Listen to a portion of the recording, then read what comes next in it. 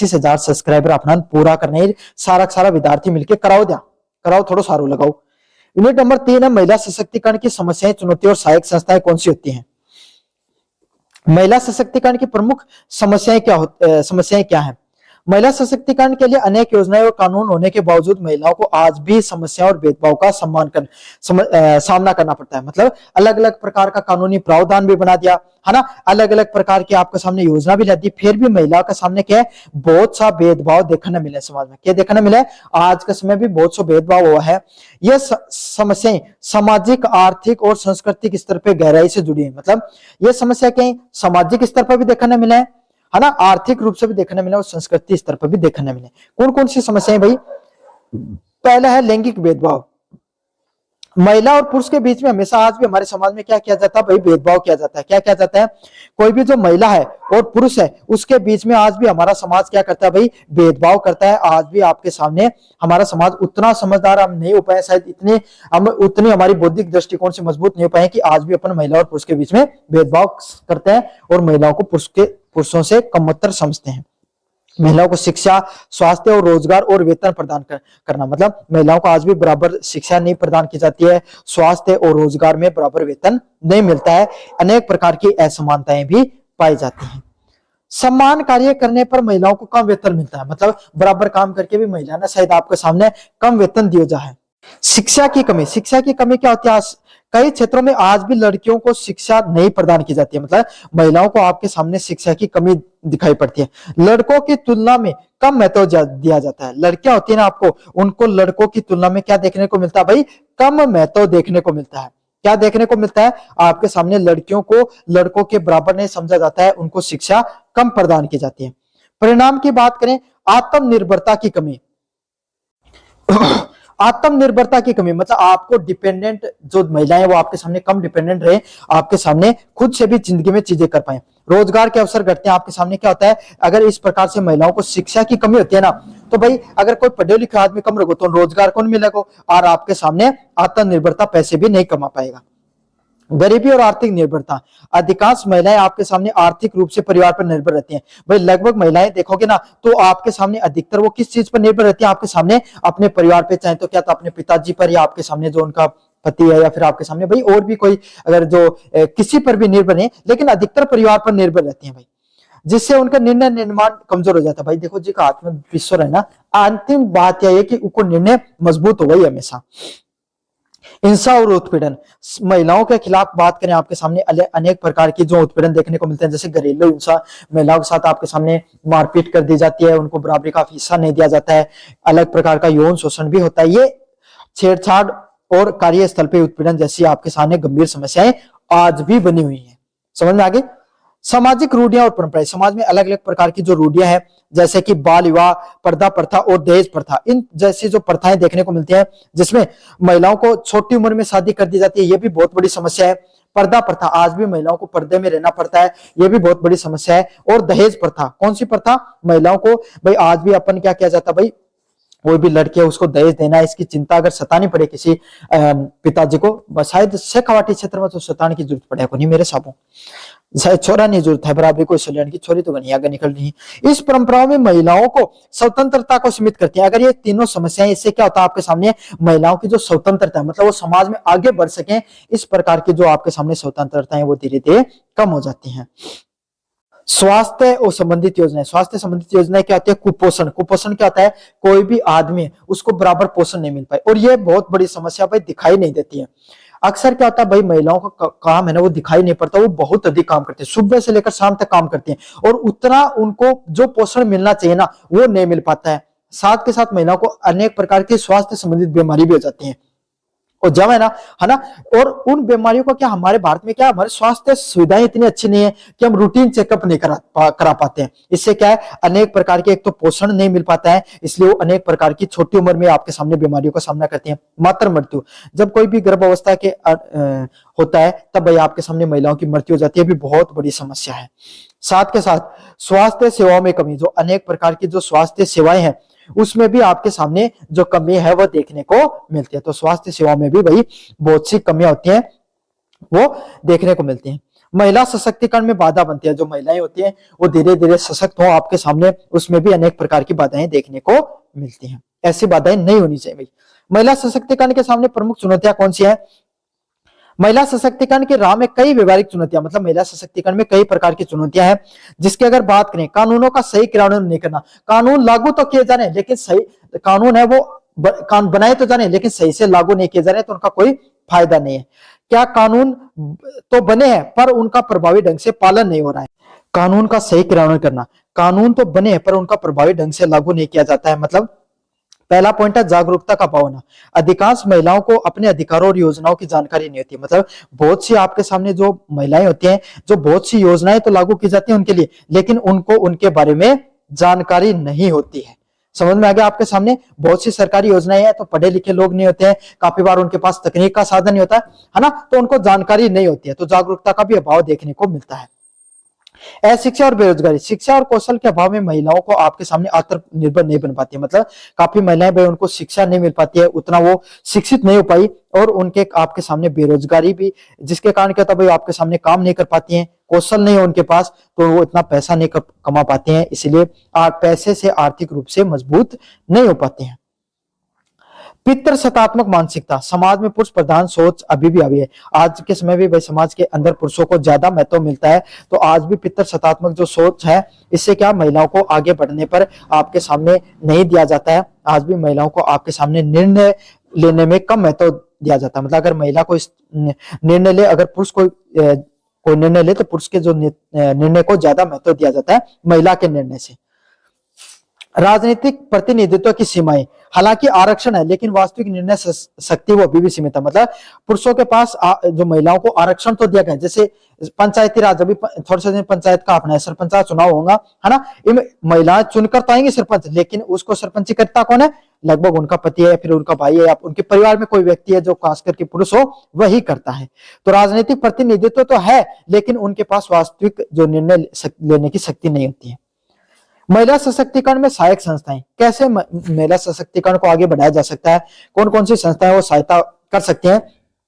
महिला सशक्तिकरण में सरकारी प्रयासों के साथ साथ गैर सरकारी संस्थाओं और स्थानीय निकायों का भी बहुत अधिक योगदान है। मतलब अगर महिला सशक्तिकरण किया जाए तो उसमें सरकारी प्रयासों के साथ साथ आपके सामने गैर सरकारी संगठनों की भी सहायता की जरूरत है। किसकी? आपके सामने सरकारी जो संस्थानों के साथ साथ गैर सरकारी संस्थान है उनका भी योगदान होना जरूरी है। कौन कौन से भाई गैर सरकारी संस्थान? एनजीओ बोला जाता है। अब एनजीओ का ये क्या योगदान होता है?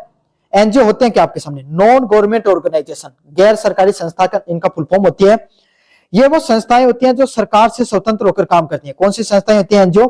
एनजीओ वो संस्थाएं होती हैं जो सरकार के से अलग जाकर सरकार से स्वतंत्र होकर अपना काम करती हैं, समाज सेवा और विकास के लिए कार्य करते हैं। किसके लिए करती हैं? काम करती हैं समाज सेवा, समाज के जो सभी लोग हैं उनको बराबरी का हक मिले, उनकी सेवा के लिए और उनके लिए विकास के लिए क्या करती हैं? काम करती हैं, समाज सेवा के लिए और आपके सामने विकास के लिए काम करती हैं। एनजीओ की क्या भूमिका होती है? महिलाओं को शिक्षा प्रदान करना। क्या करना? जो अलग अलग प्रकार की जो महिलाएं होती हैं उनको शिक्षा प्रदान करने का काम किया जाता है। क्या किया जाता है? जो महिलाएं होती हैं उनको शिक्षा प्रदान करने का काम किया जाता है। कानूनी सहायता, क्या करना? महिलाओं को कानूनी सहायता प्रदान करने का काम किया जाता है। क्या किया जाता है? महिलाओं को कानूनी सहायता मिल सके। कौन सी सहायता मिल सके भाई? कानूनी सहायता मिले, इसके लिए मदद कराती हैं। तो क्या अगर महिला को किसी के पास उत्पीड़न हो रहा है, अगर वो आवाज नहीं उठा सकती, उसके पास पैसा नहीं है, तो आप किसी एनजीओ के पास जाते हो तो वो क्या करते हैं? एनजीओ आपकी मदद करते हैं कानूनी रूप से सहायता प्रदान करने में। अलग अलग प्रकार के जो स्वास्थ्य सेवाएं, भाई अगर कोई महिलाओं के पास कोई परिवार इतना सुदृढ़ नहीं है, उनके पास कोई गंभीर बीमारी हो गई, तो उस गंभीर बीमारी को आपके सामने है ना, उनकी स्वास्थ्य सेवाएं नहीं मिल पाती हैं, तो आज के समय सरकार आयुष्मान भारत योजना, अनेक प्रकार की योजनाएं हैं, लेकिन अगर उनको जानकारी नहीं है या और कोई गंभीर बीमारी है तो एनजीओ होते हैं ना, ये सब आपके सामने क्या करते हैं भाई? मदद करते हैं। काफी बार देखो एनजीओ कौन, देखो वो जो आपके सामने आया करेंगे कि भाई ये फाउंडेशन बना दिए जाते हैं, वो अलग अलग लोगों की फ्री में मदद करते हैं, वो वाले। आत्मनिर्भरता के लिए परीक्षण करना, जो महिलाएं होती हैं उनको आपके सामने आत्मनिर्भर बनाने के लिए लगातार क्या किया जाता है? उनको ट्रेनिंग दी जाती है, कौशल किया जाता है, परीक्षण दिया जाता है और जागरूकता अभियान भी चलाए जाते हैं। अलग अलग प्रकार के क्या आपके सामने जागरूकता का अभियान भी चलाया जाता है।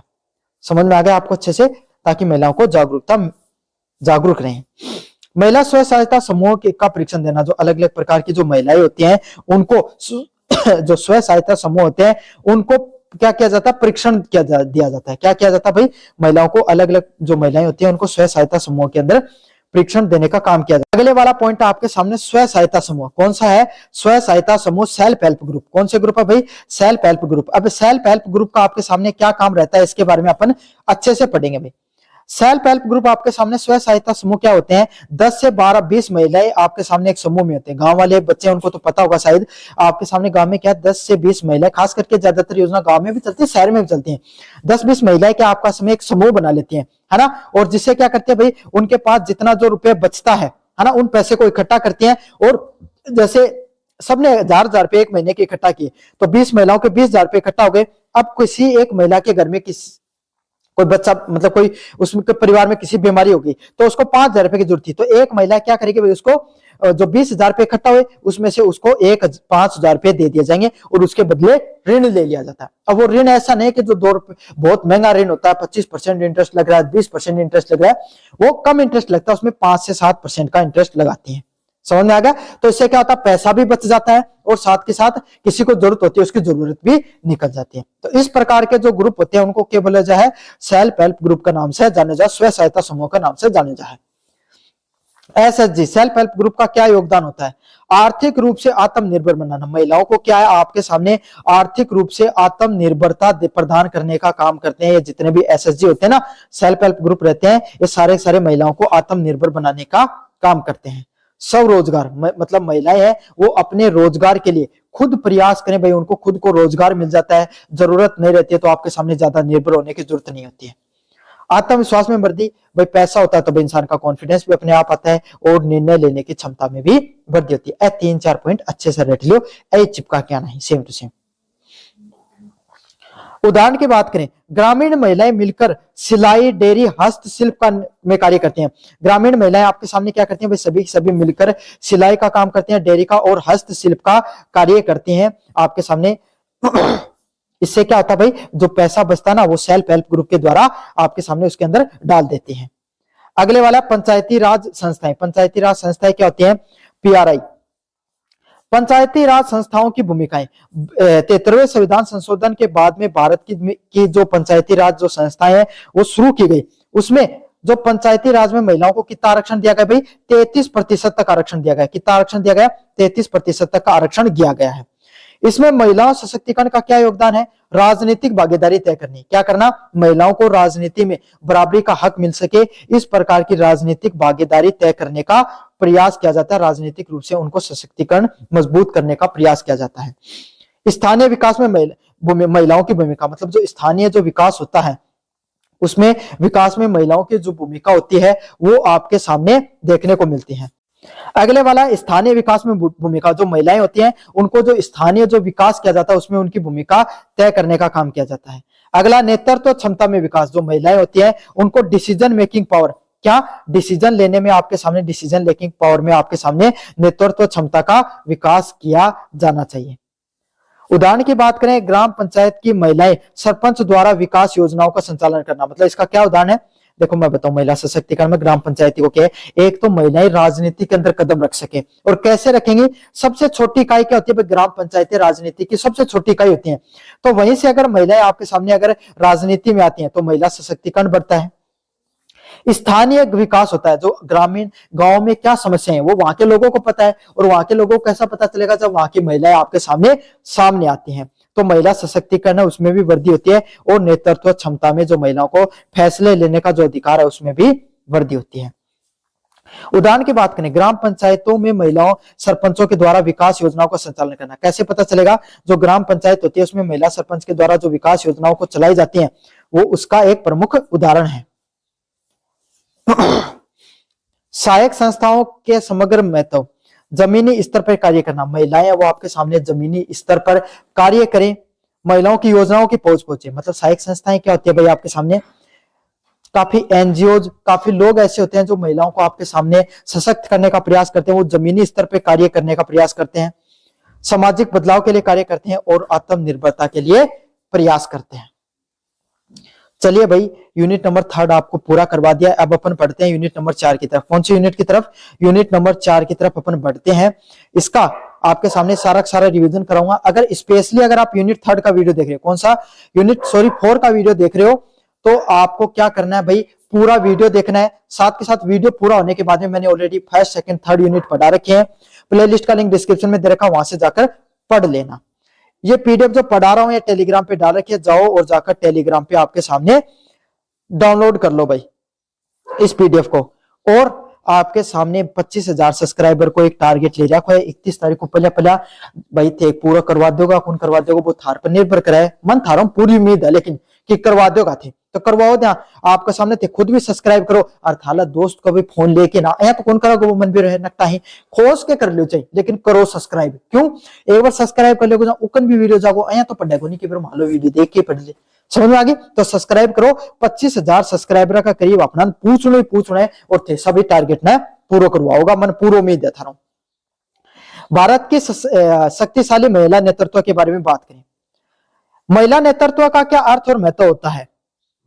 महिला नेतृत्व का अर्थ है महिलाओं द्वारा समाज, राजनीति, शिक्षा, विज्ञान और खेल और सामाजिक सेवा के क्षेत्र में नेतृत्व करना।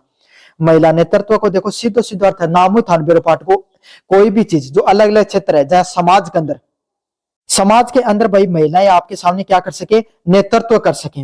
राजनीति में नेतृत्व कर सके, राजनीति में अपना फैसला ले सके। शिक्षा है आपके सामने जो शिक्षा से संबंधित फैसले ले सके। विज्ञान और खेल के क्षेत्र में आपके सामने, सामाजिक सेवा के क्षेत्र में भी आपके सामने फैसले ले सके, उसी को महिला नेतृत्व के नाम से जाना जाता है। किस नाम से जाना जाता है? महिला नेतृत्व के नाम से जाना जाता है। किस नाम से जाना जाता है भाई? महिला नेतृत्व के नाम से जाना जाता है।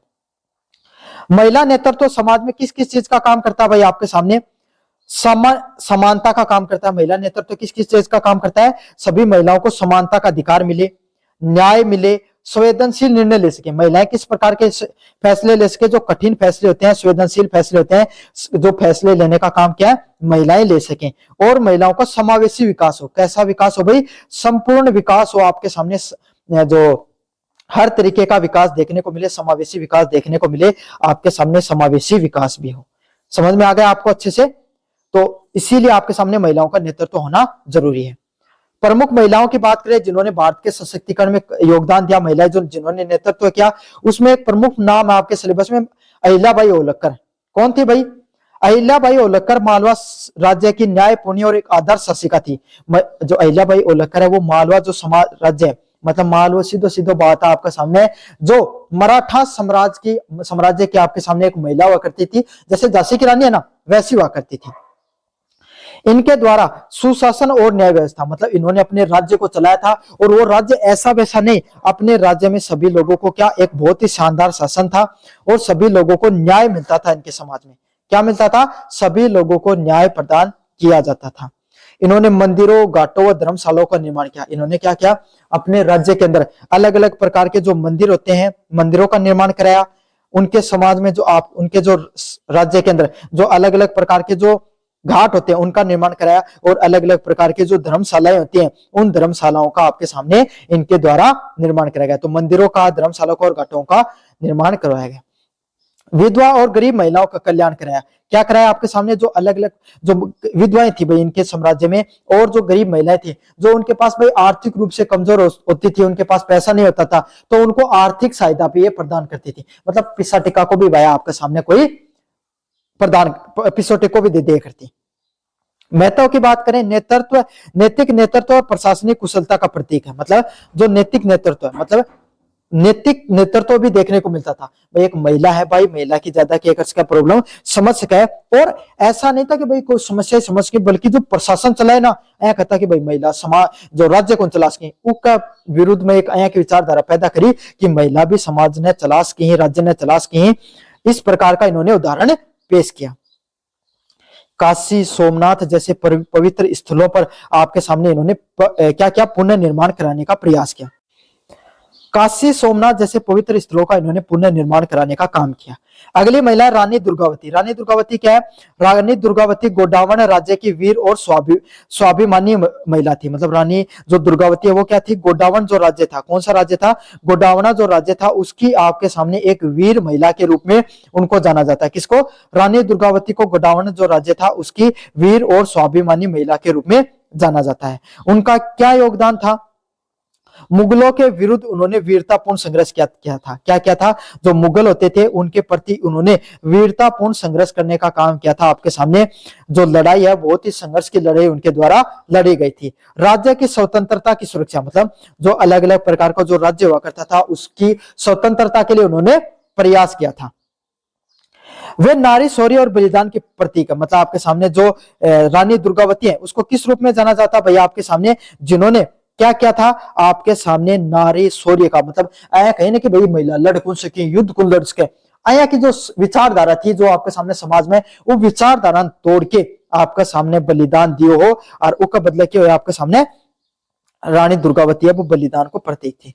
युद्ध में पराजय के बजाय वीर गति को चुना। उन्होंने क्या चुना? आपके सामने युद्ध में आपके सामने आरण का बजाय भाई सोची कि भाई मैं अगर मेरा जो राज्य है उन्हें मैं आरण को नहीं, मैं चाहे मर जाऊंगी, मैं आपके सामने वीर गति, सॉरी मरना गलत शब्द प्रयोग किया, सॉरी मैंने, वीर गति को प्राप्त हो जाऊंगी, लेकिन मैं शहीद हो जाऊंगी, लेकिन मेरा जो राज्य वो किसी और को नहीं प्रदान करूंगी। समझ में आ गई? तो युद्ध में पराजय के बजाय उन्होंने किसको चुना? वीर गति को चुना। सावित्रीबाई फुले। सावित्रीबाई फुले भारत में पहली महिला शिक्षिका मानी जाती है। किसको माना जाता है? अगर सावित्रीबाई फुले है, सावित्रीबाई फुले भारत में पहली महिला शिक्षिका थी। कौन सी थी? सावित्रीबाई फुले ने वो पहली भारतीय महिला शिक्षिका के रूप में जाना जाता है। क्यों जाना जाता है? क्योंकि बालिकाओं की शिक्षा में प्रसार किया। उन्होंने क्या किया? आपके सामने जो लड़कियां होती हैं उनकी शिक्षा के लिए उनके द्वारा क्या किया गया? आपके सामने बहुत ज्यादा प्रयास किए गए थे। महिला अधिकारों के लिए संघर्ष किया गया। उन्होंने क्या किया? जो महिला होती है भाई उस समय महिलाओं को घर से बाहर नहीं निकला जाता था, तो सोचो ये वो महिला होती थी जिन्होंने पहला आपके सामने क्या किया? आप स्कूल खोला और दलित महिलाओं के लिए इन्होंने बहुत ज्यादा प्रयास किए थे। तो सोच के देखो कितना बड़ा प्रयास करियो। आज के टाइम अगर थाना कहते ना कि जाओ थाला प्रिंसिपल सराखन एक छुट्टी के एप्लीकेशन लेके चल जाओ, थारा आधा की पिंडी का आप जई तो ते घनी बात करो, दोस्तां बैठ के तो थे के बात करो, सीधो पाकिस्तान जीत लियो। लेकिन आया थाना कहते ना प्रिंसिपल कन जाके, प्रिंसिपल सरा कन जाके थाने एप्लीकेशन लेटर देना है, थारे पिंडी काबजे आधा की तो फॉर्म जमा करने में काबजे ही है ना। बात तो थे घनी करो, थे सोचो एक बार सोचा करो। काफी लड़कों को देखता हूँ, काफी लोगों ने देखो मैं महात्मा गांधी पे आपके सामने के करो आप मार करे, भगत सिंह पे बात उठा देगा, और कोई पे जवाहरलाल नेहरू के करो वो के करे, अरे तो घनो ही करगा, थे थाली देखो एक बार थे के करोगा जिंदगी। समझ में आ गया ना?